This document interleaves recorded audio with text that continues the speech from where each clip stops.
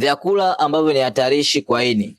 Kwanza kabisa ni vyakula vyenye mafuta mengi. Vyakula vyenye mafuta mengi especially vyakula ambavyo vinakuwa vya kukaanga. Hivi huwa ni hatari sana kwa ini kwa sababu kuna vyakula kama chipsi, kuna vyakula kama samaki wa kukaanga, kuna mandazi ambayo yanakaangwa na mafuta mengi, kuna nyama choma ambazo zinakuwa zina mafuta mengi. Mafuta haya huwa sio mazuri ambayo yanaenda kusababisha fat liver na kuzuia kabisa ini lako kushindwa kufanya kazi vizuri. Hapa ndio maana huwa nawaambia wagonjwa wengi wa kisukari mkapime fat liver, wadada wengi nawaambia mpime fat liver, pamoja na wanaume ambao mtabia vyakula vya kukaanga, kwa sababu 70% ya ini huwa linaharibika bila kuonyesha dalili yoyote. Kwa hiyo kabla madhara hayaja kuanza, jitahidi sana kupata matibabu ya fat liver.